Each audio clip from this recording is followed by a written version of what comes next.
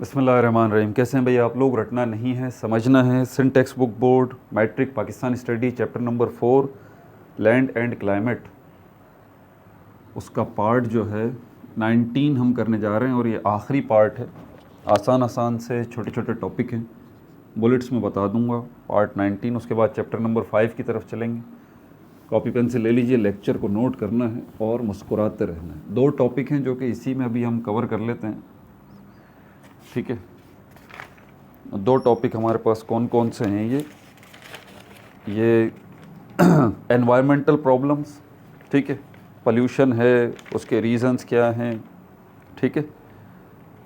और उसके बाद आखिर में व्हाट शुड वी डू। बस ये चैप्टर का आपका एंड हो गया। छोटे छोटे पॉइंट्स हैं बुलेट्स में, इसको देख लेते हैं। पिछली वीडियो देखनी है तो लाजमी ऊपर देखें आप। हर वीडियो में यही सेटअप है, ऊपर देखेंगे आपको लिंक शो हो जाएगा पिछली वीडियो का, ठीक है। और अगला पार्ट देखना है तो इसी वीडियो के एंड में, लास्ट में, इसी स्क्रीन पर आपको अगला पार्ट जो है वो शो हो जाएगा। लेकिन वही बात मैं करता हूँ नए आने वाले बच्चों के लिए कि प्लेलिस्ट में जाए बगैर मसला हल नहीं होगा आपका। उसमें कैसे पहुँचेंगे आप? इसी स्क्रीन के नीचे देखें, आपको लोगो नज़र आ रहा होगा, रटना नहीं समझना है, उस पर क्लिक करें आप, पेज खुल जाएगा। वहाँ देखें प्लेलिस्ट का ऑप्शन है, उस पर क्लिक करें, प्लेलिस्ट आपके सामने आ जाएंगी। वहाँ देखें आपको मैट्रिक की 9 मैट्रिक की दो टाइप की प्लेलिस्ट मिलेंगी, पुरानी बुक की भी और नई बुक की भी। नई बुक की जो हैं वो 3 प्लेलिस्ट हैं, क्लियरली लिखा हुआ उसके ऊपर न्यू बुक, ठीक है।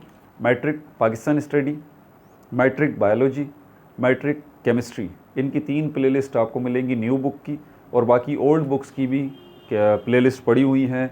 फ़िज़िक्स भी है, मैथमेटिक्स भी है, केमिस्ट्री भी है, इंग्लिश लैंग्वेज बेसिक्स भी है, इंग्लिश लैंग्वेज एडवांस भी है, ठीक है। इसके अलावा first year chemistry complete book की प्लेलिस्ट आपको मिल जाएगी। कंप्लीट बुक बना के फ़र्स्ट ईयर केमिस्ट्री अपलोड कर चुका हूँ। Second year chemistry complete book बना के मैं अपलोड कर चुका हूँ। और सेकंड ईयर फ़िज़िक्स जो न्यू बुक 2024 अभी आई है, उसकी वीडियोज़ अभी चल रही हैं। उसका चैप्टर नंबर 21 पे पहुँच गए हम, ठीक है भाई। तो एनवायरमेंटल प्रॉब्लम्स पहले ये देख लेते हैं। Environmental problems, environmental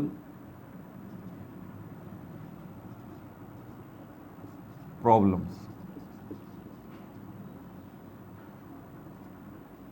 environmental problem ज़्यादातर में जो है वो आपको बुलेट्स में या ओरल ही बताऊंगा। इसके पॉइंट्स आसान आसान से, कोई इतना ज़्यादा मुश्किल नहीं है। एनवायरमेंटल वर्ड जो है वो एनवायरनमेंट से निकला है। एनवायरनमेंट का मतलब क्या है? काफ़ी बच्चे इसको जो है ना मिस इंटरप्रेट करते हैं, एटमॉस्फेयर और एनवायरनमेंट को। नहीं, ये गलत बात है। एनवायरनमेंट का मतलब ये है आपके वजूद, आपकी बॉडी के बाहर का जितना स्पेस है वो सब का सब एनवायरनमेंट कहलाता है। आपकी अर्थ भी उसमें शामिल हो जाती है, ठीक है। ये एनवायरनमेंट कहलाता है। आपकी बॉडी के बाहर जो कुछ भी है ये एनवायरनमेंट है। एनवायरनमेंट का एक हिस्सा एटमॉस्फेयर कहलाता है, जो सिर्फ गैसेस पे मुश्तमिल है, जो सिर्फ गैसेस पे मुश्तमिल है। तो एटमॉस्फेयर क्या है? एनवायरनमेंट का एक हिस्सा है, एनवायरनमेंट का एक पार्ट है। एनवायरनमेंट क्या है? माहौल, आपके इर्द गिर्द का स्पेस सारा का सारा। आप यहाँ खड़े हुए हैं, ये रहे आप, ठीक है। और आपके इर्द गिर्द का जितना स्पेस है जो अर्थ का है, जो अर्थ का है, ये आपका एनवायरनमेंट कहलाता है, माहौल। और इसी एनवायरनमेंट का एक हिस्सा जो सिर्फ गैसेस पे मुश्तमिल है वो आपका एटमॉस्फेयर कहलाता है। समझ में आ गया दोनों का फ़र्क? ठीक है भाई। अब यहाँ पर एनवायरमेंटल प्रॉब्लम्स की तरफ चलते हैं। तो एनवायरमेंटल प्रॉब्लम्स जो हैं वो क्या हैं? आपका एनवायरनमेंट ख़राब हो रहा है, नेचुरली जो कुछ भी चीज़ें उसके अंदर, उसमें छेड़छाड़ हो रही है, उसमें डिस्टर्बेंस हो रही है। आपका एनवायरनमेंट से मतलब नेचुरल एनवायरनमेंट, कुदरती माहौल जो कुछ भी है, हवा, पानी, पहाड़, मट्टी, ये सब, सनलाइट जो अल्लाह ताला ने आपको दिए हैं, उसके अंदर ह्यूमन एक्टिविटीज़, इंसानों की एक्टिविटीज़ की वजह से, इंसानों के कामों की इंसान कुछ ऐसे काम कर रहे हैं जिससे ये आपका एनवायरनमेंट जो है वो डिस्टर्ब हो रहा है, उसमें चेंज आ रहा है, नेगेटिव चेंज आ रहा है, बदलाव आ रहा है, मनफी बदलाव आ रहा है, ठीक है। जिसकी वजह से माहौल ख़राब हो रहा है आपका, ठीक है। और सबसे पहला इशू जो है आपके एनवायरनमेंट में वो पॉल्यूशन है, पॉल्यूशन है, पॉल्यूशन। पॉल्यूशन है क्या? बैड चेंज, आसान लफ्ज़ों में, बैड चेंज इन एनवायरनमेंट। आप अगर अपने माहौल में पौधे लगाते हैं, पौधे बड़े होंगे, पौधे क्या देंगे आपको? ऑक्सीजन देंगे। तो ये भी आप एक चेंज लेके आए हैं, लेकिन ये गुड चेंज है। बैड चेंज क्या है? आप दरख्त काट रहे हैं, आप इसके अलावा गाड़ियां चला रहे हैं, उसमें से धुआं निकल रहा है, फैक्ट्रियों से धुआं निकल रहा है। यही धुआं जाके आपके माहौल में मौजूद एटमॉस्फेयर को ख़राब कर रहा है। तो देखें, दोनों किस्म की चेंजेस आप अपने एनवायरनमेंट में लेके आ रहे हैं। दरख्त लगा के भी ये चेंज लेके आ रहे हैं आप, और धुआं फैला के भी ये चेंज लेके आ रहे हैं आप। लेकिन दरख्त लगा के जो आप चेंज लेके आ रहे हैं अपने एनवायरनमेंट में, वो पॉजिटिव चेंज है, और धुआं फैला के जो चेंज लेके आ रहे हैं अपने एनवायरनमेंट में, वो नेगेटिव चेंज है। तो जो नेगेटिव चेंज है, जो बैड चेंज है एनवायरनमेंट में, उसको पॉल्यूशन कहते हैं, ठीक है। इसकी पीछे वजूहात क्या हैं, रीज़न्स क्या हैं इसके पीछे रीज़न्स क्या हैं? बहुत तेज़ी के साथ चीज़ें बढ़ रही हैं, इंक्रीजिंग। कौन सी चीज़ें बढ़ रही हैं? पहली चीज़ जो यहाँ पर लिखी हुई है आपकी बुक के मुताबिक, उसको मैं तो नहीं मानता, खैर लिखी हुई है, बता देता हूँ आपको। पॉल्यूशन, पॉपुलेशन, आबादी का बढ़ना, उसकी वजह से पॉल्यूशन बढ़ रही है, जो कि गलत है। इंडस्ट्री का बढ़ना, हाँ ये बिल्कुल सही वजह है। इंडस्ट्री जो है उसकी वजह से, इंडस्ट्री मतलब फैक्ट्रीज़, कारखाने वगैरह ये, और व्हीकल्स, गाड़ियाँ, और व्हीकल्स से क्या निकल रहा है? स्मोक निकल रहा है। ये वो वजूहात हैं, ये पोल्यूशन की वजूहात हैं, ठीक है भाई। साइंस की एक ब्रांच है जिसको इकोलॉजी कहा जाता है। ये बायोलॉजी में आपने सुना होगा, ये बायोलॉजी की बेसिकली एक ब्रांच है, ठीक है। तो ये आपको क्या बताती है? ये आपको रिलेशन बताती है, ताल्लुक़ बताती है between living things and non living things in environment, between living things and non living things, non living things. आपके इर्द गिर्द, आपके एनवायरनमेंट में क्या है? अगर आप थोड़ा सा गौर करें तो जानदार चीज़ें हैं और बेजान चीज़ें हैं, ठीक है। जानदार चीज़ों का बेजान चीज़ों से क्या ताल्लुक़ है, इस ताल्लुक़ को हम इकोलॉजी में स्टडी करते हैं, ठीक है। तो ये भी एक ब्रांच ऐसी है जो कि आपको ये बताती है कि आपका एनवायरनमेंट जो है, क्योंकि जब आप इस रिलेशन को स्टडी करेंगे लिविंग थिंग्स और नॉन लिविंग थिंग्स के, तो ख़ुद ब खुद आपको ये पता लगेगा कि नॉन लिविंग थिंग्स या लिविंग थिंग्स, इन दोनों के अंदर ये ऐसा क्या चेंज आ रहा है। जब इस ताल्लुक़ को स्टडी करेंगे तो लिविंग थिंग्स और नॉन लिविंग थिंग्स में ऐसा क्या चेंज आ रहा है, ये ऐसा क्या कर रहे हैं जिसकी वजह से पोल्यूशन आपके एनवायरनमेंट में बढ़ रही है, पोल्यूशन आपके एनवायरनमेंट में बढ़ रही है, ठीक है भाई। एनवायरमेंटल पोल्यूशंस,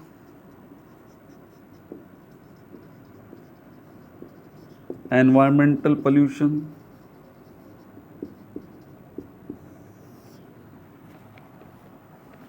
इसकी टाइप्स देख लेते हैं आप। टाइप्स जो 3 आपकी बुक के अंदर दी हुई हैं: air pollution, land water pollution and land pollution. अगर आप थोड़ा सा गौर करें, ये तीनों की तीनों चीज़ें कुदरती हैं, इंसानों ने नहीं बनाई। आपके एटमॉस्फेयर में मौजूद एयर, आपके एटमॉस्फेयर में मौजूद पानी, आपके एटमॉस्फेयर में मौजूद ज़मीन, ये तीनों की तीनों कुदरती चीज़ें हैं।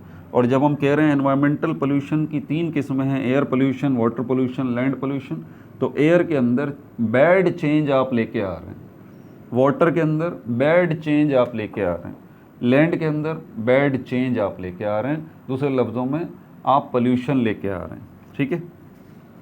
अब इसकी तफसीलात देख लेते हैं। एयर को देख लेते हैं, एयर पोल्यूशन पहले।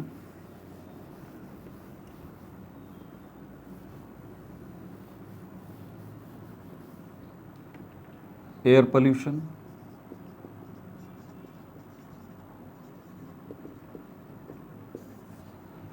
एयर पोल्यूशन, एयर के अंदर सबसे ज़्यादा गैसेस कौन कौन सी हैं? आपको पता है नाइट्रोजन गैस है और उसके बाद ऑक्सीजन गैस है। इसके अलावा वाटर वेपर्स भी हैं, वाटर वेपर्स भी हैं, आबी बुखारात भी हैं। कितने हैं? 4% है, 4% आबी बुखारात हैं, जो कि यहाँ ये गलत लिखा हुआ है। 4% बेसिकली नहीं होते, इससे कम होते हैं। तो नाइट्रोजन गैस जो है वो सबसे ज़्यादा होती है, उसके बाद ऑक्सीजन गैस होती है, उसके बाद वाटर वेपर्स, कार्बन डाइऑक्साइड और दूसरी गैसेस जो हैं वो मौजूद होती हैं। अब यहाँ पर कुछ और चीज़ें भी जो है वो शामिल हो चुकी हैं, जैसे कि सूत ये शामिल हो चुका है, स्मोक ये शामिल हो चुका है। ये देखें, ये नेचुरल चीज़ें हैं, कुदरती चीज़ें हैं। मैंने कहा ना चेंज क्या आ रहा है, ये आपकी एयर का हिस्सा हैं। Water vapour, nitrogen gas, oxygen gas. कौन सी चीज़ें आप शामिल कर रहे हैं? सूत आप शामिल कर रहे हैं, स्मोक आप शामिल कर रहे हैं, कार्बन डाइऑक्साइड गैस जो है वो आप शामिल कर रहे हैं, और कार्बन मोनोऑक्साइड गैस जो है वो आप शामिल कर रहे हैं। और इन्फॉर्मेशन क्या है इसके हवाले से? एक एडल्ट जो है, एक जवान जो है, वो डेली तकरीबन 15 किलोग्राम जो है वो क्या लेता है? एवरी डे जो है वो एयर इनहेल करता है। एवरी डे क्या करता है? एयर जो है वो इनहेल करता है, एयर। आप और मैं, हर जवान आदमी, जवान औरत जो है 15 किलो हवा अपने जिस्म में दाखिल करता है और बाहर निकालता है। और बैलेंस की यहाँ पर बात बताई गई है कि ऑक्सीजन गैस और कार्बन डाइऑक्साइड अपने बैलेंस स्टेट के अंदर मौजूद हैं, जो कि अब ये बैलेंस डिस्टर्ब हो रहा है बुरे तरीके से। पहले बैलेंस थी ये, अब ये डिस्टर्ब हो रहा है। कार्बन डाइऑक्साइड बुरी गैस नहीं है। आपके एनवायरनमेंट में कार्बन डाइऑक्साइड की मुनासिब मिकदार का होना बहुत ज़रूरी है, क्योंकि इसके दो फ़ायदे होते हैं। एक फ़ायदा और भी इसके अलावा होते हैं कार्बन डाइऑक्साइड के। एक तो हमारे पास ग्रीन हाउस इफ़ेक्ट जो है, ये बड़ा अच्छा इफ़ेक्ट होता है ग्रीन हाउस इफ़ेक्ट। इससे आपकी अर्थ का टेम्परेचर मॉडरेट रहता है। लेकिन अब ग्रीन हाउस इफ़ेक्ट जो है वो ज़्यादा हो गया है, जिसकी वजह से ग्लोबल वार्मिंग हो रही है, पूरी अर्थ गर्म हो रही है। ग्रीन हाउस इफ़ेक्ट अच्छा है, आपका अर्थ का टेम्परेचर मॉडरेट रहता है, रहने के काबिल रहता है, मोतदिल रहता है, बराबर रहता है, ठीक है। लेकिन अब ये ग्रीन हाउस इफ़ेक्ट जो है उसमें इजाफ़ा हो रहा है। उसके पीछे वजह क्या है? Carbon dioxide gas. Carbon dioxide gas की मिकदार अब ज़रूरत से ज़्यादा हो रही है। पहले जितनी कार्बन डाइऑक्साइड मौजूद थी, वो ग्रीन हाउस इफ़ेक्ट जो हो रहा था वो बड़ा अच्छा हो रहा था।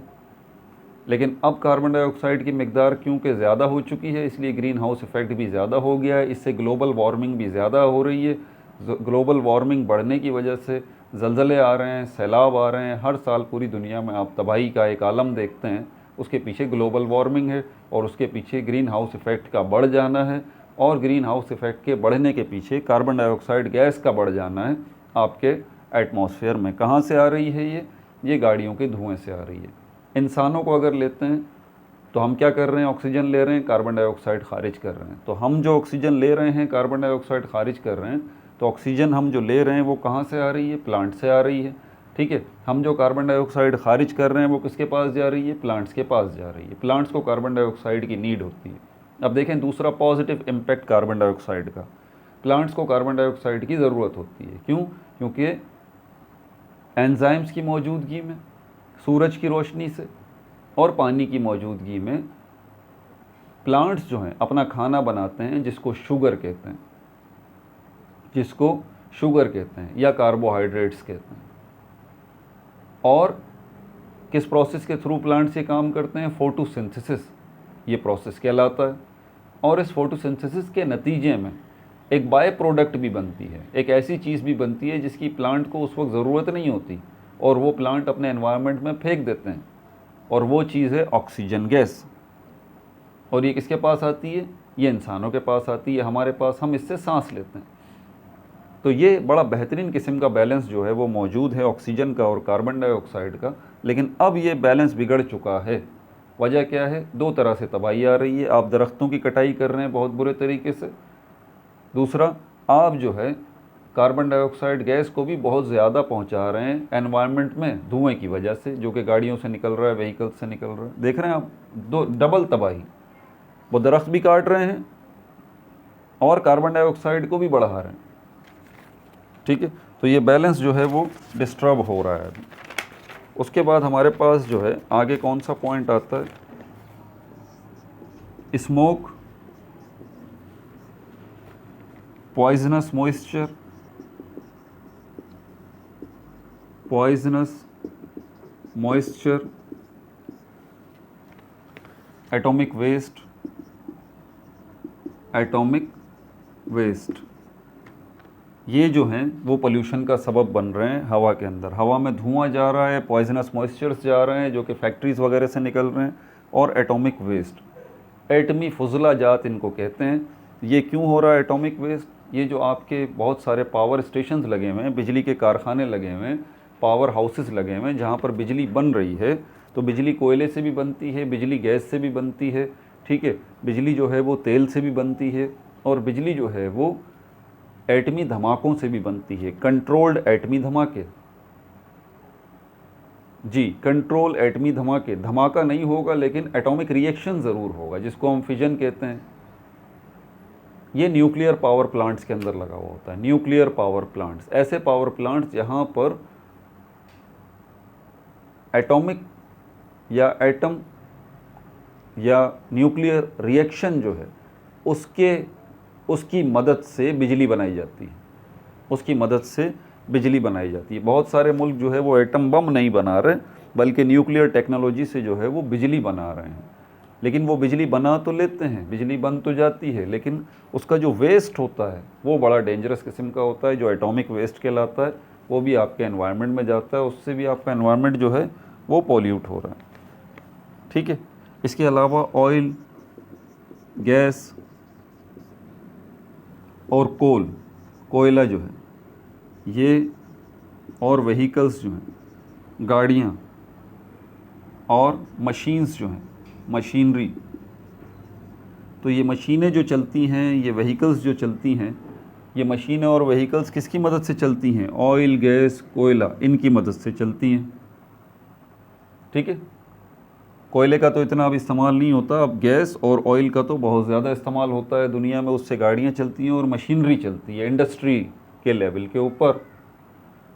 और उससे क्या प्रोड्यूस होता है? उससे स्मोक प्रोड्यूस होता है, धुआं, जिसमें भारी मिकदार में जो है वो क्या मौजूद है? कार्बन डाइऑक्साइड मौजूद, ठीक है भाई।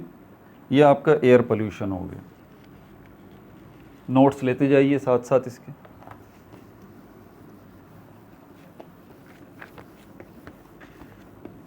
अब हम चलते हैं किसकी तरफ? वाटर पोल्यूशन की तरफ। वाटर पोल्यूशन की तरफ। वाटर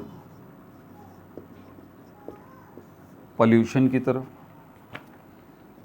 इंसानी जिस्म को अगर आप देखें तो आपके जिस्म का, इंसानी जिस्म जो है, आपका जितना भी वज़न है ना, आप 100 किलो के हैं, 150 किलो के हैं, 80 किलो के हैं, आपके वज़न का 70% जो है वो सिर्फ वाटर है, सिर्फ वाटर। पहले ज़रा पानी की मालूमात ले लीजिए, ठीक है। हमारी अर्थ का जो एरिया है, एरिया ऑफ अर्थ, हमारी अर्थ का जो एरिया है, एरिया ऑफ अर्थ, वो 71% सिर्फ पानी है। 71% जो है वो सिर्फ पानी है, ठीक है। किस शक्ल में है ये? ओशन, समंदरों की शक्ल में, ठीक है, रिवर्स की शक्ल में, स्ट्रीम्स, नदी नालों की शक्ल में, लेक्स, झीलों की शक्ल में, ठीक है, 71%। और 29% जो आपके अर्थ का एरिया है वो लैंड है, और यही लैंड जो है वो 7 कॉन्टिनेंट्स में डिवाइड है, और 7 कॉन्टिनेंट्स आगे जो है वो कंट्रीज़ में डिवाइड हैं, और इसी 29% लैंड पर हम रहते हैं, इंसान रहते हैं, ठीक है। ये जो 71% पानी है, टोटल पानी, दरियाओं में, झीलों में, और स्नो की शक्ल में भी, स्नो, आइस की शक्ल में भी, ग्लेशियर्स में, पहाड़ों के ऊपर जो बर्फ़ की शक्ल में पानी मौजूद है, वो भी तो पानी है ना, भले बर्फ़ है तो क्या हुआ, है तो पानी। तो वो सारा पानी जो कि सॉलिड की शक्ल में मौजूद है, लिक्विड की शक्ल में मौजूद है, या वेपर्स की शक्ल में मौजूद है, ये पानी आपके एनवायरनमेंट में भी तो मौजूद है ना, वाटर वेपर्स की शक्ल में। तो ये सारा पानी समंदरों की शक्ल में, झीलों, दरियाओं, बर्फ़ की शक्ल में, सब का सब ये 71% बनाता है। अब इसका 71% जो है, इसमें पोर्टेबल वाटर कितना परसेंट? पोर्टेबल वाटर मतलब ये होता है जो इंसानी नीड या इंसानी ज़रूरत के मुताबिक हो, ऐसा पानी जिसको आप पी भी सकते हैं और अपने इस्तेमाल में भी ले सकते हैं, इसको हम पोर्टेबल वाटर कहते हैं। तो 71% वाटर का तकरीबन 2.8% जो है ये क्या है, ये आइस प्लस लिक्विड वाटर पर मुश्तमिल है, आइस प्लस लिक्विड वाटर पे मुश्तमिल है। आइस जो है ये मैं पहले समझा चुका हूँ, पहाड़ों के ऊपर जो बर्फ़ जमती है गर्मियों में, यही बर्फ़ पिघल के नीचे आती है, दरियाओं की शक्ल इख्तियार करती है और इन्हीं दरियाओं का पानी हमारे घरों में आता है, हम इनको उबाल के पीते भी हैं और दीगर ज़रूरतों में भी लेते हैं। ये मीठे पानी में आइस कन्वर्ट हो जाती है। लिक्विड वाटर वही है जो कि हमारी झीलों में मौजूद है, दरियाओं में मौजूद है, नदी नालों में मौजूद है। तो ये सारा का सारा 71% टोटल पानी का 2.8% है, जिसको हम कहते हैं पोर्टेबल वाटर। हम फसलों में भी उसको इस्तेमाल करते हैं। ठीक है भाई। अब इसके अंदर 2.8% के अंदर जो है आइस वो है 2.15%। पूरी दुनिया में जो पहाड़ हैं उनके ऊपर जो ग्लेशियर्स हैं जिस पर बर्फ़ जमी हुई है, तो बर्फ़ को अगर हम देखें तो बर्फ़ जो है वो 2.15% है। देखें मैंने टोटल की बात की थी 2.8%, 2.8% का 2.15% सिर्फ आपका क्या है, आइस है। ठीक है। और लिक्विड वाटर जो है वो कितना है, दरियाओं में, झीलों में, नदी नालों में, ठीक है, वो है 0.6%, 0.6%। यानी कि आप देखें कि सिर्फ 71% वाटर का पूरी अर्थ पे जो मौजूद है, दरियाओं की शक्ल में, झीलों की शक्ल में, बर्फ़ की शक्ल में, समंदरों की शक्ल में, ठीक है, वो सारा 71% पानी का सिर्फ हम जो लिक्विड फॉर्म में देखते हैं, जो डेली इस्तेमाल करते हैं, वो 0.65% है। 0.65%, 1% भी नहीं है लिक्विड वाटर। बाकी तो 2.15% बर्फ़ की शक्ल में मौजूद। ये मीठा पानी कहलाता है। ठीक है। इनका टोटल आप निकालें 2.15 का 0.15, ये 2.8% बनता है। बाकी जो है वो सॉल्टी वाटर कहलाता है। बाकी जो है वो सॉल्टी वाटर है कितना, 97.2%, 97.2%। वाटर जो है वो गुड सॉल्वेंट है, वाटर जो है वो गुड सॉल्वेंट है, डिज़ोल्व कर सकता है हज़ारों किस्मों की चीज़ों को। ठीक है भाई। और इसी पानी के अंदर आप पोल्यूशन कर रहे हैं हम बुरे तरीके से। अभी तो पानी की डिटेल थी, लेकिन पोल्यूशन कहाँ गई, आपकी फैक्ट्रियों में, आपके घरों में, जितना भी वेस्ट आपके घरों से निकलता है, आपके टॉयलेट से निकलता है, गटर से निकलता है, फैक्ट्रियों से निकलता है, ये सब का सब पता है कहाँ जाता है, झीलों में, दरियाओं में, समंदरों में।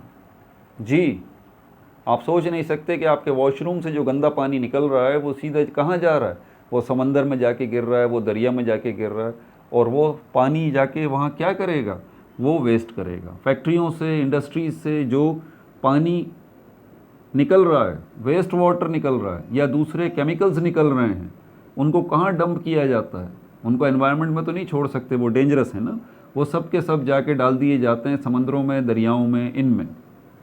और क्या हो रहा है उससे क्या हो रहा है, उससे आप नेचर को डिस्टर्ब कर रहे हैं, आप वाटर को पॉल्यूट कर रहे हैं, आप वाटर को पॉल्यूट कर रहे हैं। वही सारा वेस्ट जो फैक्ट्रियों से निकल रहा है, वही सारा वेस्ट जो घरों से निकल रहा है, समंदरों, झीलों, दरियाओं में जा रहा है, आबी हयात, एक्वेटिक लाइफ जो है वो मर रही है।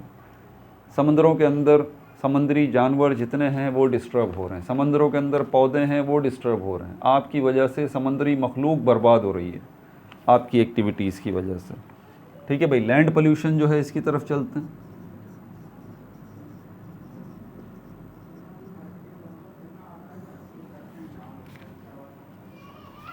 लैंड पोल्यूशन, लैंड पोल्यूशन की तरफ चलें तो क्या ज़मीन भी हम ख़राब कर रहे हैं, ये ज़मीन जिसके ऊपर चलते हैं क्या इसको भी ख़राब कर रहे हैं? जी भाई बिल्कुल, आप इसको भी ख़राब कर रहे हैं। इसकी वजह क्या है, सोर्स क्या है? इसकी सोर्स है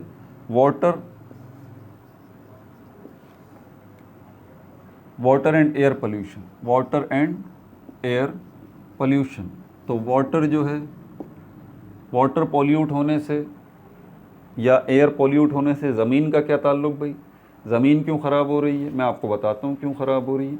जब एयर ख़राब हो रही है तो बारिश जो बरस रही है उस एयर से गुज़र के आ रही है, आपकी बारिश क्या हो रही है? एसिड रेन बन रही है। आपकी पानी के अंदर, बारिश के अंदर जो है वो एसिड की मिकदार शामिल हो रही है, ठीक है। सल्फ्यूरस एसिड जो है वो बन रहा है। सल्फ़र डाइऑक्साइड गैस जो फैक्ट्रीज से निकल रही है वो हवा में जा रही है। हवा में वाटर वेपर्स मौजूद हैं। वाटर वेपर्स के साथ इंटरेक्शन होता है H2O और सल्फ़र डाइऑक्साइड गैस का, SO2 का, उसके नतीजे में सल्फ्यूरस एसिड बनता है। और जब बारिश बरसती है तो ये सल्फ्यूरस एसिड जो है वो पानी में मिक्स हो जाता है और यही तेज़ाबी बारिश ज़मीन पर आती है और ये सारी चीज़ों को नुकसान पहुंचाती है। यही तेज़ाबी बारिश बहुत सारी जगहों पर खड़ी हो जाती है, पानी खड़ा हो जाता है, लॉगिंग वाटर कहते हैं, जिससे आपकी अर्थ की सैलिनिटी, जिसको कहते हैं ना ज़मीन कलर ज़दा हो गई, ज़मीन पर कलर आ गया, ज़मीन पर नमकियात आ गए, ये तो ज़मीन वाइट हो गई। आपने देखा होगा जो वाइट कलर की लैंड है वहाँ पर कल्टीवेशन नहीं हो सकती, वहाँ क्रॉप्स नहीं लग सकती। इसी सैलिनिटी, इसी नमकियात की वजह से और इसी वाटर लॉगिंग और इसी पानी के खड़े होने की वजह से। और ये पानी कौन सा है? सारा एसिड वाटर है। पानी क्यों एसिडिक हो गया? एसिड रेन की वजह से। एसिड रेन एसिडिक क्यों हो गई? अभी बताया आपको। वो सल्फ़र डाइऑक्साइड गैस जो फैक्ट्रियों से निकल रही है वो जा रही है हवा में मौजूद एनवायरनमेंट में, वाटर जो वेपर्स की शक्ल में मौजूद है वो रिएक्ट करते हैं, सल्फ्यूरस एसिड बनता है और भी दूसरे किस्म के एसिड जो है वो बनते हैं। तो सोर्स डायरेक्टली और इनडायरेक्टली वाटर पोल्यूशन और एयर पोल्यूशन बनते हैं लैंड पोल्यूशन की वजह से, ठीक है।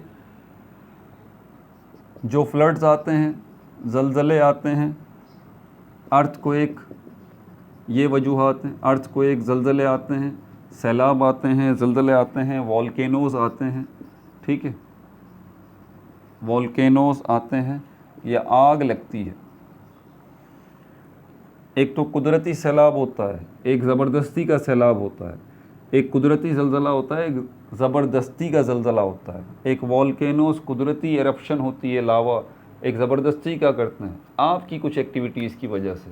जो काम नेचुरली होना है ना, जिस लावे को नेचुरली निकलना है, जिस आग को नेचुरली लगना है, जिस अर्थक्वेक को कुदरती तौर पर आना है, जिस सैलाब को कुदरती तौर पर आना है, वो अब नेचुरली नहीं आ रहे हैं, बल्कि आपकी एक्टिविटीज़ की वजह से उनकी टाइमिंग डिस्टर्ब हो चुकी है। उनकी टाइमिंग भी डिस्टर्ब हो चुकी है, उनकी मिकदार भी डिस्टर्ब हो चुकी है, ठीक है। और इसके अलावा ह्यूमंस क्या कर रहे हैं? बरी दबा रहे हैं किसको? Like plastic. ये पॉलीथीन बैग्स जो हैं आपके, इनका कोई हल नहीं है, प्लास्टिक का कोई हल नहीं है। ये प्लास्टिक के बैग्स जो हैं ज़मीन में दबा दिए जाते हैं और ज़मीन में दबाने के बाद वहाँ पर ज़मीन काश्त के काबिल नहीं रहती। आप कल्टीवेशन वहाँ नहीं कर सकते पॉलीथीन बैग्स की वजह से। रीज़न्स क्या हैं इसके? रीज़न्स, वजूहात क्या हैं? Decrease forest. आप तेज़ी के साथ जो है वो जंगलात की कटाई कर रहे हैं, ठीक है। सैलिनिटी एंड वाटर लॉगिंग, तेज़ी के साथ जंगलात की कटाई की वजह से भी लैंड पोल्यूशन हो रहा है।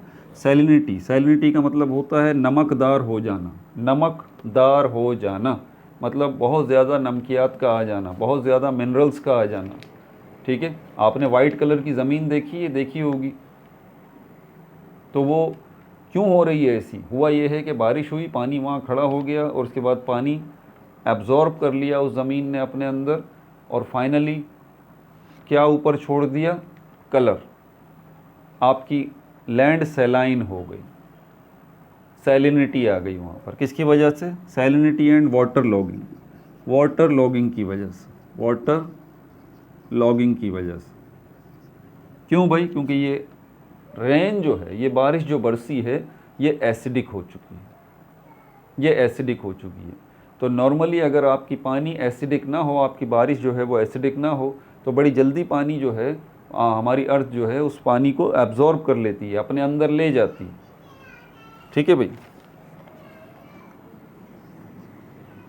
Depositing waste of pharmaceuticals, depositing waste waste of pharmaceuticals क्या है?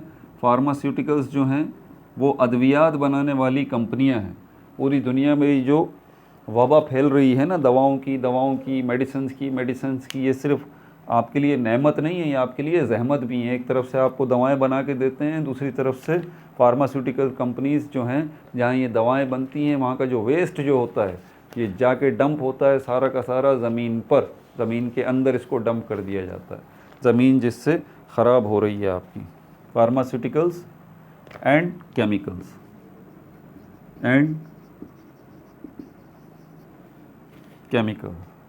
Water and air pollution, water and air pollution.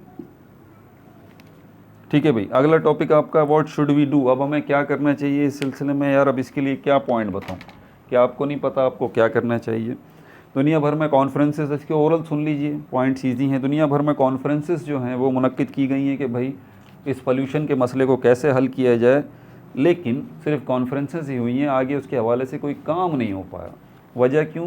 क्योंकि वो जो बड़े बड़े मुल्क जो हैं जिन्होंने कॉन्फ्रेंसेस मुनक्किद करवाई हैं, वही बड़े बड़े मुल्क जो हैं जो फ़िक्र कर रहे हैं पोल्यूशन की, उन्हीं के मुल्कों के अंदर बड़े लेवल के ऊपर इंडस्ट्रीज़ लगी हुई हैं भाई, और उन्हीं इंडस्ट्रीज़ से धुआं निकल रहा है।